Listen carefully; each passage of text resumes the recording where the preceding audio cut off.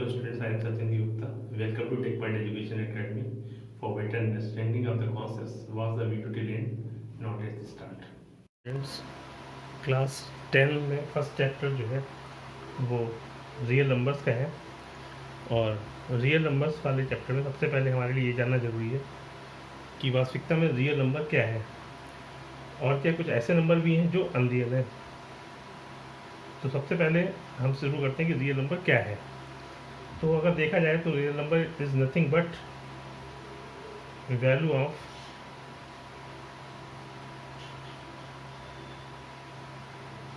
एक continuous quantity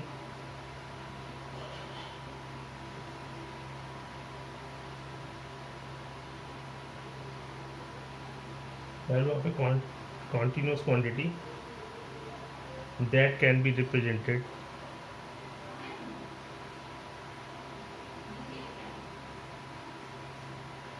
that can represent distance along a line, distance along a line. This is our real number line from minus infinite to plus infinite. This is 0. Suppose there is a point A on the right side of 0 and a point B on the left side of 0. If we say the distance of A from O is 5 centimeter, then plus 5 represent A. Similarly, if point B is at a distance of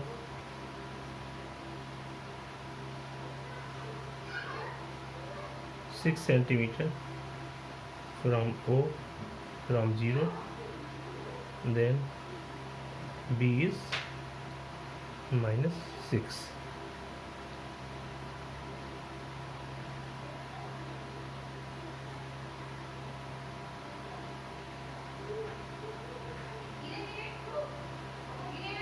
इस तरह से हमने देखा कि जो values 0 के right side आती हैं वो प्लस होती हैं और जो वैल्यू 0 के लेफ़्ट साइड आती हैं वो माइनस में होती हैं। इसी तरह से हम कितनी छोटी और कितनी भी बड़ी क्वांटिटी को हम नंबर लाइन पर रिप्रेजेंट कर सकते हैं, चाहे वो फुल नंबर हो या फ्रैक्शनल नंबर हो, सभी चीज़ों को हम रियल नंबर लाइन पर रिप्रेजेंट कर सकते हैं।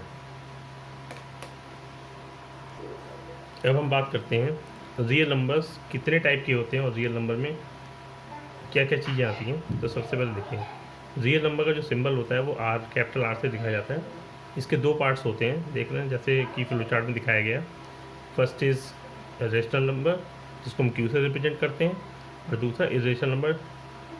रेशनल नंबर वो सभी नंबर्स होते हैं जो हम पी अपॉन क्यू फॉर्म में ले सकते हैं जहाँ डिनोमिनेटर 0 नहीं होना चाहिए, और वो नंबर जो हम इस फॉर्म में नहीं लिख पाते हैं वो इरेशनल नंबर्स में आते हैं। इरेशनल नंबर्स में जैसे पाई होता है, रूट में कोई भी नंबर होता है जिसका रूट पूरा पूरा सॉल्व नहीं होता है, परफेक्ट स्क्वायर नहीं होता है रूट के अंदर, वो सभी नंबर इरेशनल नंबर्स में आते हैं। एक रेशनल नंबर्स की बात करें तो उसके दो पार्ट होते हैं, एक नॉन इंटीजर्स जो फ्रैक्शंस या डेसिमल फ्रैक्शंस के फॉर्म में होते हैं, और दूसरे इंटीजर्स। इंटीजर्स में भी दो टाइप हैं, एक नेगेटिव पार्ट है और दूसरा होल नंबर पार्ट है। नेगेटिव पार्ट में सारे नेगेटिव नंबर्स आते हैं, -1, -2 and -3 and so on. And whole number में 0, 1, 2, 3, जिनमें से अगर हम देखें तो होल नंबर के भी दो पार्ट्स होते हैं, पहला पार्ट 0 होता है और दूसरा पार्ट नेचुरल नंबर का होता है। इस तरह से हम कह सकते हैं होल नंबर के अंदर 0 भी इंक्लूड होता है और सारे नेचुरल नंबर इंक्लूड होते हैं। तो ये पूरा था हमारा कि रियल नंबर कौन कौन से होते हैं और कितने टाइप के होते हैं। Now we talk about some other numbers like even numbers. Even numbers इस तरह के नंबर होते हैं जो 2 से एग्जैक्टली डिविजिबल हो जाते हैं, लाइक 2, 4, 6। 2 से कटने के बाद कोई भी रिमाइंडर नहीं बचता है, it means they are even numbers. Odd numbers ऐसे नंबर्स होते हैं जो 2 से एग्जैक्टली डिविजिबल नहीं होते हैं, इस मीन्स नंबर सिस्टम में से अगर हम नेचुरल नंबर में से सारे इवन नंबर निकाल दें तो हमें क्या मिल जाएंगे, ऑड नंबर मिल जाएंगे, जैसे कि 1 3 5 7 9।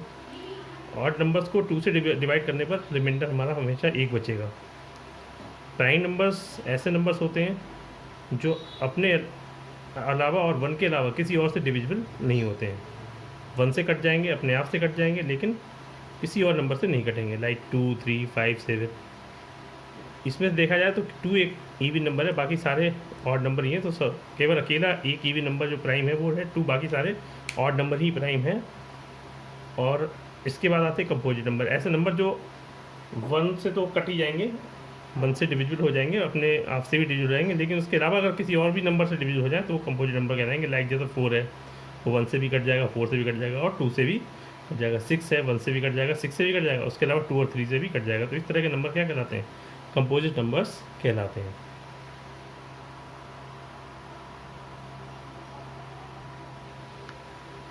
Now we talk of another important topic, that is Euclid division lemma. Euclid division lemma includes 3 things. First, Euclid, who was a Greek mathematician, also called father of geometry. Then division, it is concerned with division of numbers. And third is lemma. Lemma is a Greek word which means a minor result which helps in proving theorems. So we have to watch in detail what the Euclid division lemma is. Let a and b are 2 numbers and suppose a is greater than b.